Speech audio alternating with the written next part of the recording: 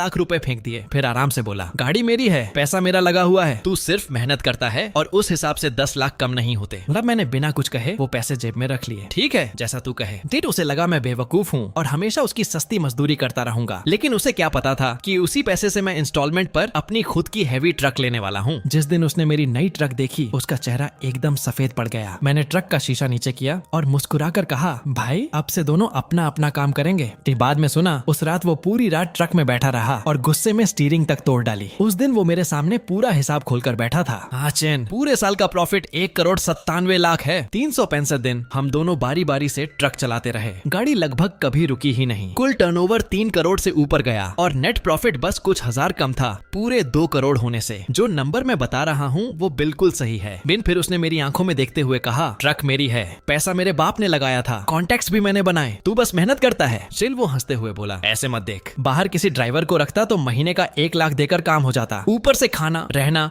और इंश्योरेंस भी देना पड़ता। ये 10 लाख तो तू साफ प्रॉफिट में ले रहा है, कम नहीं है। लेकिन मैं जानता था कि सच क्या है। मैंने हर खर्चा खुद लिखा था। तेल का पैसा, टोल टैक्स, फाइन्स सब मेरे हाथ से गया था। वो टूटी फूटी ट्रक सिर्फ इस 1 साल में मैंने 3 लाख से ज्यादा लगाकर ठीक करवाई थी। मैंने उसकी तरफ देखकर कहा, हाँ ट्रक तुम्हारी है, पैसा तुम्हारा लगा है, कॉन्टैक्ट्स भी तुम्हारे हैं, नहीं तो क्लाइंट्स मुझे क्यों पहचानते। कि वो तुरंत बोला, तो फिर सही है ना, तू 10 लाख ले और मैं 1,87,00,000। बिल्कुल फेयर। मुन में हल्का सा हंस पड़ा। हाँ सही कह रहा है। ट्रक उसकी थी, पैसा उसका था, लेकिन उस 1,87,00,000 में कितना पैसा ऐसा था जो मैंने अपनी जान जोखिम में डालकर कमाया था, उसका हिसाब उसने कभी नहीं लगाया। मैंने पैसे जेब में डाले और वहाँ से निकल गया। पीछे से वो बोला, आचैन ज्यादा मत सोच, मैं भी मजबूर हूँ। श्री फिर हंसते हुए बोला, वैसे नए साल की शुभकामनाएं। छठे दिन साउथ जाने का बड़ा ऑर्डर मिला है, जल्दी निकलेंगे। डी मैंने सिर्फ इतना कहा, ठीक है। नी उस रात मैं घर भी नहीं गया। जेब में 10 लाख थे, लेकिन मुझे डर लग रहा था कि माँ पूछेगी इस साल कितना कमाया और कैसे बांटा गया। मैं जवाब नहीं दे पाता। पूरे साल की जान तोड़ मेहनत के बाद मेरे हिस्से में रोज के हिसाब से सिर्फ 27,000 रुपए आए थे। मुझे उसकी पुरानी बातें याद आने लगी। आचन हम भाई हैं, प्रॉफिट हमेशा आधा आधा बांटेंगे, मेरे पास जो होगा उसमें तेरा हिस्सा जरूर होगा। लेकिन साल खत्म होते होते वही आदमी कह रहा था, तू बस मेहनत करता है। फिर मैं देर तक उस नंबर को घूरता रहा। यही थी मेरी 1 साल की कीमत। तभी मेरे दिमाग में एक बात आई, वो हमेशा कहता है ट्रक उसकी है ना, तो ठीक है अब मैं अपनी खुद की ट्रक खरीदूंगा। मैंने तुरंत हैवी ट्रक सेंटर में फोन लगाया। हेलो सर, हम आपकी क्या मदद कर सकते हैं। सर मैंने सीधे पूछा, J7 560 हॉर्स पावर वाला मॉडल, मिनिमम डाउन पेमेंट कितना होगा। जी सामने से जवाब आया, सर अभी स्पेशल ऑफर चल रहा है, सिर्फ 10 लाख में ट्रक ले जा सकते हैं। जी मैं कुछ सेकंड चुप रहा। सिर्फ 10 लाख? जी सर, अगर डॉक्यूमेंट्स क्लियर हुए तो 3 दिन में डिलीवरी भी मिल जाएगी। जी मैंने तुरंत पूछा, आपकी शोरूम कहाँ है। नॉर्थ ऑटो सिटी में। आप कल सुबह आ जाइए। बीच मैंने घड़ी देखी, रात के 10 बज चुके थे। फिर भी मैंने कहा कल सुबह 8 बजे मैं वहाँ पहुँच जाऊंगा। ये सामने वाला हंस पड़ा, ठीक है सर, मैं आपका इंतजार करूंगा। आपका सरनेम? गु। ठीक है गु भाई, कल मिलते हैं। घर पहुंचते ही पापा ने पूछा, इस साल कितना मिला। ले मैंने धीरे से कहा, 10 लाख। पापा कुछ सेकंड चुप रहे। क्या तुम लोग तो लगभग 2 करोड़ प्रॉफिट की बात कर रहे थे ना। मैंने सिर झुकाकर कहा, ट्रक उसकी थी, पैसा उसका था, मैं तो बस मेहनत करता था। कि पापा कुछ कहना चाहते थे लेकिन रुक गए। फिर धीरे से बोले, पैसे कहाँ हैं? बैंक में जमा कर दिए। उन्होंने सिर हिलाया। अच्छा किया, अगले साल भी उसके साथ काम करेगा। मैंने धीमे से कहा, देखते हैं। दी सोने से पहले पापा ने एक बात कही जो मेरे दिल में हमेशा के लिए बैठ गई। बेटा, इंसान अगर अपनी मेहनत और हुनर से कमाता है तो उसमें शर्म की कोई बात नहीं होती। यह मुझे पता था वो मुझे दिलासा दे रहे हैं, लेकिन उस दिन मैंने एक फैसला कर लिया था। अब मुझे अपनी मेहनत की असली कीमत चाहिए थी। कुछ देर बाद फोन बजा। स्क्रीन पर शाउदा का नाम देखकर मुझे अचानक हंसी आ गई। पहले उसका नाम देखकर अपनापन महसूस होता था, अब ऐसा लग रहा था जैसे कोई मुझे फिर से इस्तेमाल करने के लिए कॉल कर रहा हो। मैंने फोन उठाया। हेलो बे, दूसरी तरफ से आवाज आई, आचंग कल एक बात बोलना भूल गया। वो 10 लाख माँ को दे दिए। बिट मैंने कहा, बैंक में रख दिए। बिट वो तुरंत बोला, अच्छा किया, खर्च मत करना, नए साल के बाद फिर मेरे साथ ही निकलना है। मैंने बस हम कहा, लेकिन अंदर ही अंदर मैं सोच रहा था, हाँ वही 10 लाख अब मेरी नई ट्रक की डाउन पेमेंट बनने वाले हैं। अगली सुबह शोरूम से कॉल आया, गु भाई मैं शाओवांग बोल रहा हूँ, चलिए आपकी ट्रक दिखाता हूँ। जैसे ही मैंने पहली बार उस J7 को देखा, मेरी धड़कन एक पल के लिए रुक गई। वो फोटो से भी ज्यादा बड़ी, चमकदार और शानदार लग रही थी। शाओवांग गर्व से बोला, ये फ्लैगशिप वर्जन है, 560 horse power, imported gear box और टॉप लेवल पावर चेन। फिर उसने ट्रक की बॉडी पर हाथ फेरते हुए कहा, गु भाई इसकी फिनिशिंग देखिए और ये हेडलाइट्स। डे उसने कैबिन का डोर खोला, आइए अंदर बैठिए। उसी पल मेरे दिमाग में पुराने दिन घूम गए। ठंडी रातें, ग्रीस से भरे हाथ, ट्रक के नीचे लेटकर रिपेयर्स करना और एंडलेस सफर। मैंने स्टीयरिंग को हाथ लगाया और धीरे से खुद से कहा, अब वो दिन खत्म हो गए। सन शाओवांग मुस्कुराया, कैसा लग रहा है? मैंने बिना सोचे कहा, बस यही चाहिए। लेकिन वो चौंका, दूसरे मॉडल्स नहीं देखेंगे? वाह, मैंने सिर हिलाया, नहीं यही चाहिए। फिर मैंने पूछा, 10 लाख डाउन पेमेंट के बाद कितना लोन रहेगा? उसने जल्दी से कैलकुलेट कैलकुलेटर निकाला। ट्रक की कीमत 48,08,000 है। टैक्स और इंश्योरेंस मिलाकर लगभग 53 लाख। 10 लाख डाउन पेमेंट के बाद 43 लाख का लोन बनेगा। 3 साल की EMI हर महीने लगभग 1,32,000। फिर उसने मेरी तरफ देखा। इतना बड़ा लोन है, आप श्योर हैं? मैंने सीधा जवाब दिया, मैं पूरे साल ट्रांसपोर्ट का काम कर चुका हूँ, मुझे पता है एक ट्रक कितना कमा सकती है। वो कुछ सेकंड मुझे देखता रहा, फिर धीरे से बोला, ठीक है तो पेपर वर्क शुरू करते हैं। उसने मेरे सामने लोन फॉर्म और कॉन्ट्रैक्ट रख दिए। तभी मेरा फोन फिर बजने लगा। स्क्रीन पर शाओदा का नाम चमक रहा था। शाओवांग बोला, सर कॉल उठा लीजिए।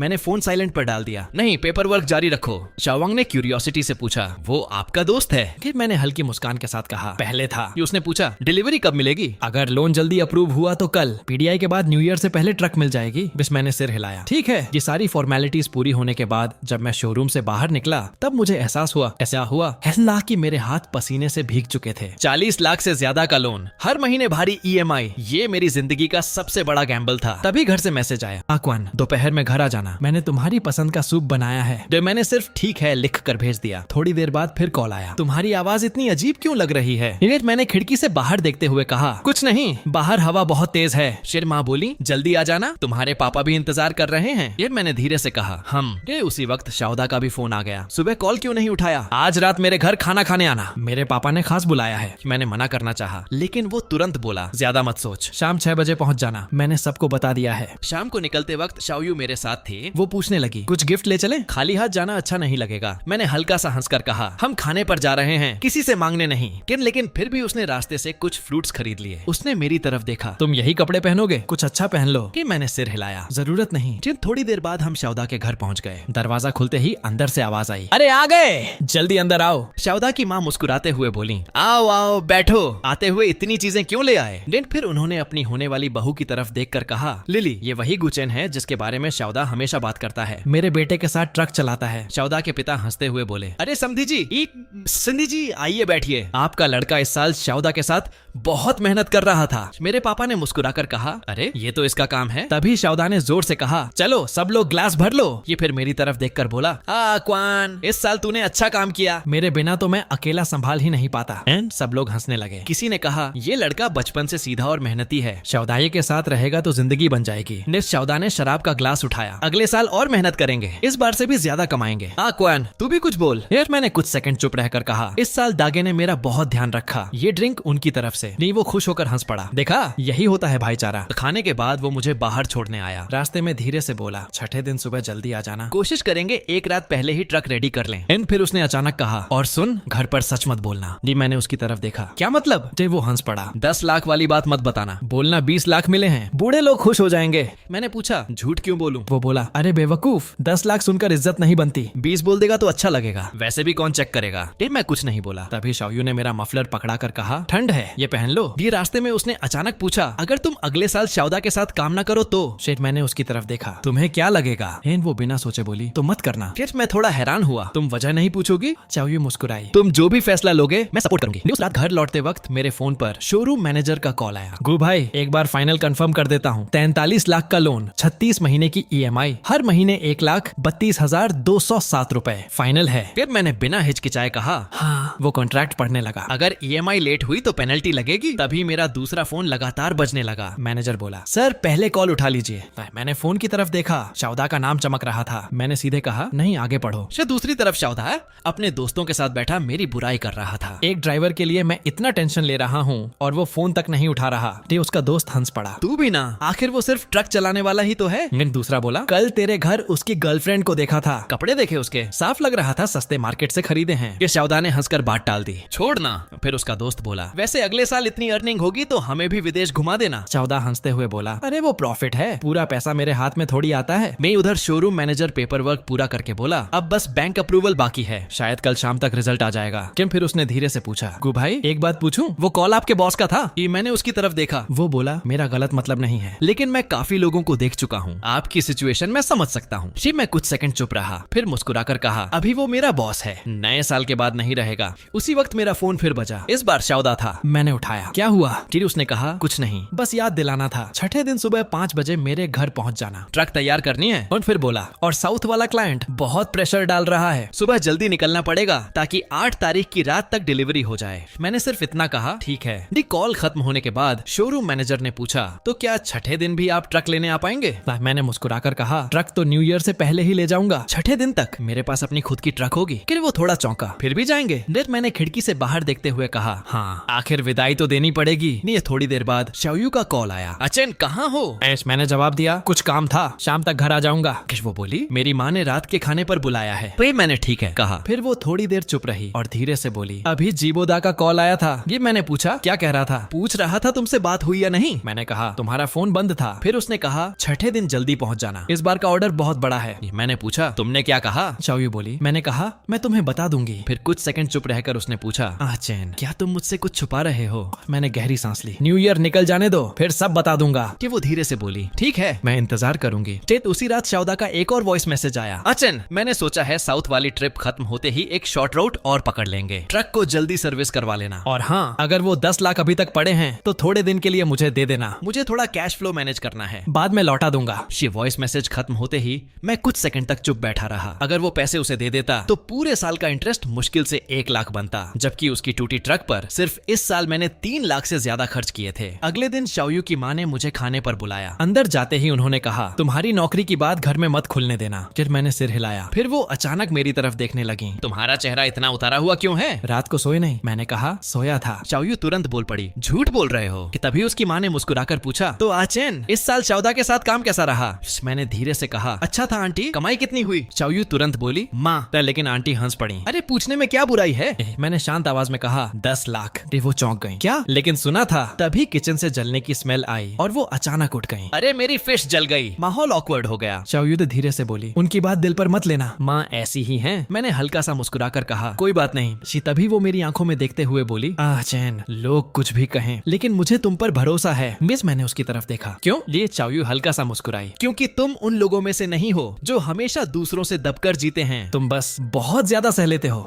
तभी अंदर से उसकी माँ की आवाज आई, शाओयू अंदर आकर खाना उठाओ। वो उठते हुए मेरी तरफ मुड़ी। चैन अगर सहना हद से ज्यादा हो जाए तो फिर सहना बंद कर देना चाहिए। उस रात उसके शब्द मेरे दिमाग में बार बार घूमते रहे। अगले दिन घर पहुंचा तो माँ पापा दोनों चुपचाप बैठे थे, जैसे किसी फैसले का इंतजार कर रहे हो। पापा ने ड्रॉर से एक पुराना एनवलप निकाला और मेरी तरफ बढ़ा दिया। ये 5 लाख रखो। मैं चौंक गया। ये किस लिए? माँ बोली, तुम्हारे पापा चाहते हैं कि अगले साल जीबोदा के साथ काम मत करो, खुद की ट्रक लेकर अपना काम शुरू करो। मैं कुछ सेकंड तक एनवलप को देखता रहा। पापा धीरे से बोले, आज लॉजिस्टिक्स पार्क गया था, वहाँ लोगों से सुना सबसे ज्यादा मेहनत तुमने की और सबसे कम हिस्सा तुम्हें मिला। मैंने नजरें झुका ली। किसने कहा आपसे? पापा ने हाथ हिलाया। ये मत पूछो, ये पैसे हमने सालों से बचा कर रखे थे तुम्हारी शादी के लिए, लेकिन अब लगता है तुम्हें इसकी ज्यादा जरूरत है। मैंने तुरंत एनवलप वापस करने की कोशिश की। पापा मैं ये नहीं ले सकता। उन्होंने मेरा हाथ पकड़ लिया। दे नहीं रहा, उधार दे रहा हूँ। उनकी आवाज भारी हो गई। बेटा जिंदगी में तुम्हारे लिए ज्यादा कुछ नहीं कर पाया, लेकिन ये 5 लाख एक बाप की तरफ से छोटा सा सहारा है। अगर अभी भी मुझे अपना बाप मानता है तो रख ले। मेरी आंखें भर आईं। ये पापा ये पैसे मैं आपको 10 गुना लौटाऊंगा। वो हल्का सा हंस पड़े। 10 गुना नहीं, बस इतना कि तू अपने पैरों पर खड़ा हो जाए। फिर माँ ने घबराकर पूछा, चंग तुम सच में खुद का काम शुरू करना चाहते हो? ट्रक बहुत महंगी आती है। फिर मैंने धीरे से कहा, ट्रक का इंतजाम हो चुका है। मैं दोनों एक साथ मेरी तरफ देखने लगे। क्या मतलब? मैंने गहरी सांस ली। आज शोरूम जाकर बुकिंग कराया हूँ। माँ हैरान रह गई। इतने पैसे कहाँ से आए? जीबोदा ने जो 10 लाख दिए थे वही डाउन पेमेंट में लगा दिए। भी कुछ सेकंड तक कमरे में सन्नाटा रहा। फिर पापा के चेहरे पर हल्की मुस्कान आई। अच्छा है, मेरा बेटा आखिर अपने लिए सोचना सीख गया। उस पल मुझे पहली बार एहसास हुआ कि पापा बूढ़े हो चुके हैं। उनकी पीठ पहले से थोड़ी झुक गई थी, लेकिन कंधे अब भी सीधे थे। अगले दिन सुबह बहुत जल्दी मेरी आंख खुल गई। बाहर आया तो देखा पापा पहले से तैयार बैठे थे। मैंने हैरानी से पूछा, इतनी सुबह? वो बोले, तुम्हारा इंतजार कर रहा था। मैं कुछ कहना चाहता था, लेकिन उन्होंने हाथ उठाकर रोक दिया। कुछ मत बोल, बस एक बात याद रखना, चाहे कैसी भी गाड़ी चलाओ, सेफ्टी सबसे पहले। फिर उन्होंने जेब से एक छोटा सा लाल पैकेट निकाला। ये रखो। मैंने कहा, पापा आपने कल ही काट दिया था। कि वो मुस्कुराए। वो उधार था, ये नए साल का शगुन है। नई ट्रक लेने जा रहे हो, खाली हाथ नहीं जाते। ये पैकेट बहुत हल्का था, लेकिन उसे हाथ में पकड़ते ही मुझे वो 10 लाख से ज्यादा भारी लगा। मैं चुपचाप निकल गया। रास्ते में एक टैक्सी ड्राइवर मिला। उसने पूछा, इतनी सुबह ऑटो सिटी? नई गाड़ी लेने जा रहे हो क्या? मैंने सिर हिलाया। ट्रक लेने। वो हंस पड़ा। नया साल, नई गाड़ी, अच्छा शगुन है। कौन सी? J7। ये उसने तुरंत कहा, अच्छी ट्रक है, खुद चलाओगे या किसी के लिए? मैंने खिड़की से बाहर देखते हुए कहा, अब से अपने लिए। ड्राइवर कुछ सेकंड चुप रहा, फिर बोला, अच्छा अच्छा है, मैं 20 साल से दूसरों की टैक्सी चला रहा हूँ, पूरी जिंदगी निकल गई। मैं हल्का सा मुस्कुराया। मैं भी लगभग उसी रास्ते पर था, पूरी जिंदगी किसी और की ट्रक चलाता और बदले में 10 लाख पाकर एहसान मानता। चिंग शोरूम पहुंचा तो शाओवांग अभी शटर खोल ही रहा था। मुझे देखकर हंस पड़ा। गु भाई, आप तो बहुत जल्दी आ गए, मैं अभी ओपन ही कर रहा था। मैंने सीधा कहा, नींद नहीं आ रही थी। वे वो समझते हुए मुस्कुराया। चलो,